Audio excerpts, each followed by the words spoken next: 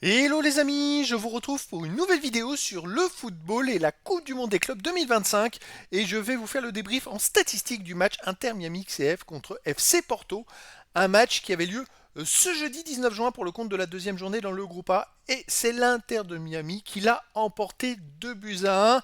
Alors ils étaient menés 1-0 à la mi-temps, ils ont renversé le match en deuxième mi-temps. Dans cette vidéo on va revenir sur les buts de cette rencontre et surtout sur les statistiques des deux équipes pour comprendre un petit peu le déroulé de ce match. Et on terminera la vidéo par le classement de ce groupe A mis à jour après 2 journées et les scénarios possibles pour la dernière journée. Alors une victoire 2-1 de l'Inter Miami, c'est pourtant le SC Porto qui a ouvert le score en première mi-temps par Agueroa sur penalty à la 8e minute. Et puis d'ailleurs Porto menait 1-0 à la mi-temps. Mais l'Inter Miami ne s'est pas laissé faire et Segovia a égalisé à la 47e minute. Puis après, l'inévitable Lionel Messi a marqué à la 54e minute sur coup franc. Je crois que c'est le 68e dans sa carrière de coup franc. Et d'ailleurs, j'ai vu une stat sur les 30 dernières années. Seul Juninho a marqué plus de coups francs, il en a mis 77 et Messi en est à 68. C'est quand même exceptionnel. Et donc finalement, l'Inter de Miami a tenu sa victoire jusqu'au bout. Alors les statistiques, 51 à 49% de possession de balle pour Porto, 455 passes tentées à 453 pour l'Inter de Miami, 408 passes réussies à 395 pour Porto, 90% de passes réussies à 86,8% pour Porto.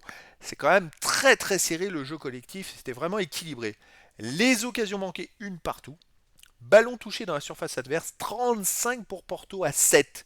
Ça, c'est d'inefficacité quand même assez flagrante. Les XG, les buts attendus, 1,65 pour Porto à 0,72 pour l'Inter Miami, qui a donc marqué 2 buts avec 0,72 et pourtant on n'a marqué qu'un seul, Porto, avec 1,65.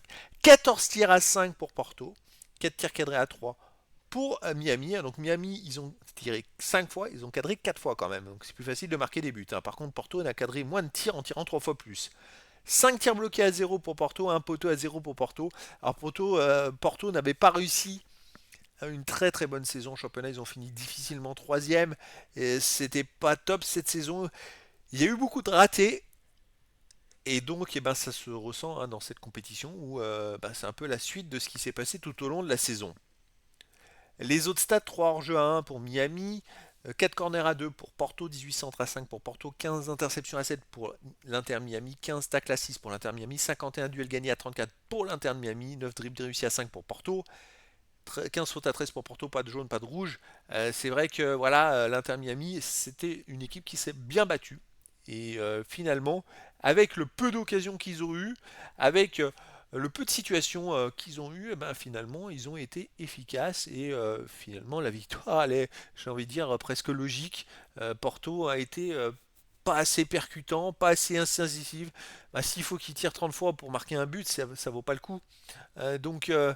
Voilà, Porto finalement a donné on va dire, le ballon pour se faire battre d'une certaine façon et l'Inter de Miami remporte une victoire très importante pour la suite. Grâce à cette victoire, l'Inter de Miami rejoint Palmeiras en tête de la poule avec 4 points en 2 matchs. Avec une victoire, un nul, aucune défaite. C'est juste au goal average, ils ont plus 1 avec 2 buts marqués, un but encaissé. C'est comme ça qu'ils sont deuxième ou premier ex-aequo. Porto de son côté est troisième de la poule avec 1 point. Comme à le Caire, à la première journée, les 4 équipes avaient fait des 0-0, donc tout le monde était égalité à 1 point. Là, c'est Palmeiras et l'Inter Miami qui se détachent. Ça devient compliqué pour Porto, les amis. Là, ouais, ça devient compliqué pour la qualif. Je rappelle que les 2 premiers seront qualifiés pour les huitièmes de finale. À la dernière journée, on aura Inter Miami CF contre Palmeiras, c'est-à-dire les 2 premiers qui s'affrontent. S'ils veulent jouer la qualif, ils ont qu'à faire match nul. Ils sont sûrs d'être qualifiés tous les deux. Alors, je dis pas t'arranger les matchs, mais je pense qu'à un moment, si les deux ont peur de prendre un but et de se faire éliminer, un match nul, ça les qualifie. Et de l'autre côté, Porto contre la Lille Caire, si un des deux gagne, ça ne changera rien. Si un match nul entre l'Inter de Miami et Palmeiras, c'est Palmeiras et l'Inter de Miami qui seront qualifiés pour les huitièmes de finale. Donc voilà, c'est quasiment perdu pour Porto.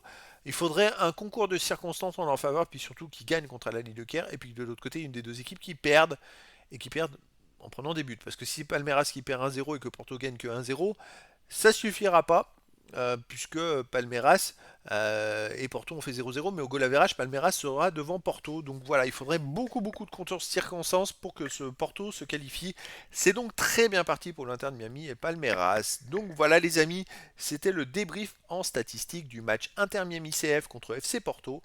Un match qui s'est terminé par la victoire de l'Inter Miami 2 buts à 1. Voilà les amis, je vous dis à très bientôt pour une nouvelle vidéo.